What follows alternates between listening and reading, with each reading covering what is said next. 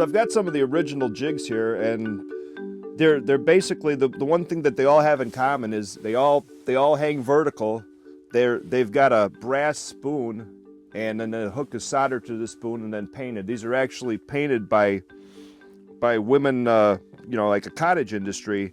And like this rocker here, it's a glow rocker, so it's got 2 coats of white base coat, 2 coats of glow, a red dot eye glow, and then a coat of clear. So that's a 6-step process. So this one here, being that it's got a thin profile, got a real fast drop to it, works real well when you give it a fast rapid fire jiggling motion. Next one here, this is a striper special, which was originally designed for those little yellow bass down at the Fox Chain and some of those other areas.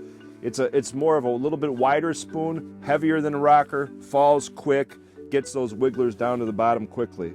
Still a real effective and underutilized lure.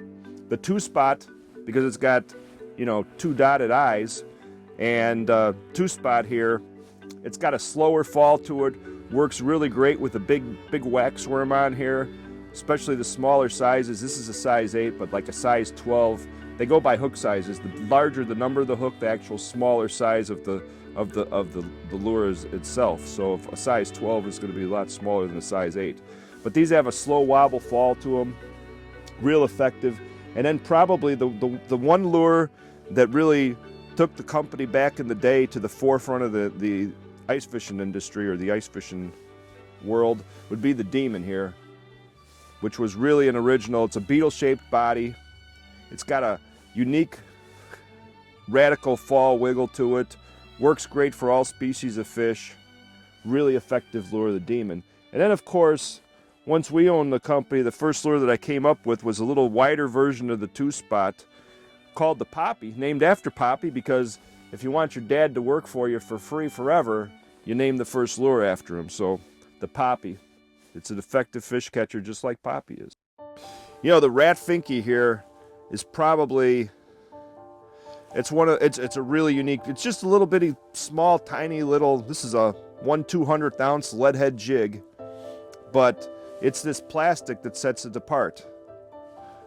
The equipment that manufactures this plastic is up under the sheet if you ever come by in the basement to check it out. But it's a hard plastic. It sticks to the head of the jig. It doesn't come off. You can sometimes catch 500-600 fish on one of these, and it's just a tremendous jig. But the difference there between all those other jigs is they were all vertical hangers, and the Rat Finky was our first horizontal hanging jig. Big difference sometimes between catching fish and not catching fish is between the vertical hanging, horizontal hanging jig. So if you're having trouble catching fish one way, switch up to something radically different and you might be more successful. Well, about 15 years ago, I was ice fishing in a little lake in northern Illinois, and there's a couple guys out there. I was out there. I wasn't doing too well, but I seen this one guy, and he was just steady catching fish. So I kept, getting a little closer to him, sneaking over to see what he was doing, and he wouldn't show me. Every time I get a little closer, he'd turn away, and walked over by him a couple times, and he just grunted, like most ice fishermen do. They don't want to be bothered when they're out there catching fish. So I left him alone, and I figured he had a really hot hole. So he left. It was right before dark. So I started fishing his hole, of course, and I dropped it down, and the fish were doing the same thing in his hole as they were doing in my hole. They were coming up, sniffing it, and then they'd go back down. Coming up, sniffing it, and going back down. So I was about to pack it in, and I looked at the hole, and there was a little purple sliver of ripped up plastic sitting there. It looked like it was a little piece of plastic worm, sliced off real thin. And I figured that that's what the guy was using on his jig. So I stuck it on my jig, dropped it down, and boom, right away I got a 6 or 7 inch bluegill. And for the next hour and a half, I had non-stop action of good sized fish without any bait, just using this little ripped up purple piece of plastic. So I started thinking about it because some of the guys that I knew were pouring plastic and cutting off strips of balloons to, make their own plastic versions of stuff that stick on their lures, little creatures and stuff. And so since the Rat Finky was so successful, we decided to make a rat finky with a piece of real thin plastic on the end, and we called it finesse plastic. And so it was really the first lure that was ever created with the plastic attached. And there's all kinds of versions of this made by different companies now, but this ratso here, it's caught a ton of fish. Purple ratso, black ratso, red ratso. These are really, really, really good lures that you can use to catch fish, especially big bluegills in clear water.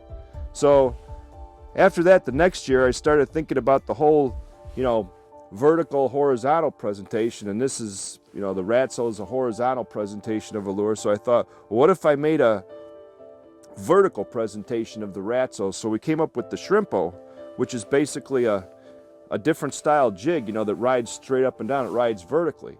So I put the plastic on there, and the plastic was hanging vertically, but didn't catch any fish. But as soon as I threaded that plastic and made that plastic stretch out horizontally, it really took off, especially for crappies. Crappies seem to just engulf it. And if you've used it never used it before, you try it and you're not real confident to just use plastic, you could still put a wax worm on there. And if you start catching fish and they seem to get aggressive, pull that wax worm off and maybe you'll catch some more. But try them with plastic, try them with bugs, try them without bugs. So then the next version of that came along was guys said, you got to have an ant. You guys got such great lures, you got to have an ant. Well, everybody ties an ant. So we decided, Poppy decided, I guess, more than anything was, why not make an ant with some plastic legs? Nobody's got anything like that. So the nuclear ant took off, and it's still been a staple, especially seems like in Illinois, Iowa, where guys fish a lot of farm ponds for big bluegills. Real good, effective lure. And it's easy to use. You can put bugs on it, and those little plastic legs seem to attract fish a lot to it. When you're talking about the rat finky, which is probably my most popular and favorite bait, I once used a black rat finky for a whole year without taking it off. We've got 5 sizes. Each size has 16 colors. That's over 80 color size combinations in one lure in itself. And if that wasn't enough, after I sold the company to Bob, he developed the gold head, nickel head, adding another, I don't know, it's 100 some combinations of rat finkies alone. I think last count of all the different color and size combinations of all the jigs that Custom Jigs and Spins made, it came to a little over 18,000, which is, it's astronomical to keep up with all these things from an inventory standpoint. But for the fishermen, if you're fishing in a lake in a dark water, clear water lake, if you're fishing stained water, we've got jigs in sizes and styles and colors for every situation that you're going to face. And you're going to catch fish with them. There's a nice little perchie on a diamond jig. The diamond jig is kind of the start of the new revolution of where things are starting to go with Custom Jigs and Spins.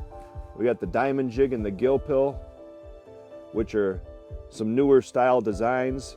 And then after that, we've got the Check Eye and the My Moon, which are our tungsten versions of jigs. And from there, with our company, the sky's the limit. We're constantly testing, studying fish's moods underwater, and trying to get the perfect bait for, you can't get the perfect bait for all situations, but you can get perfect bait for certain situations.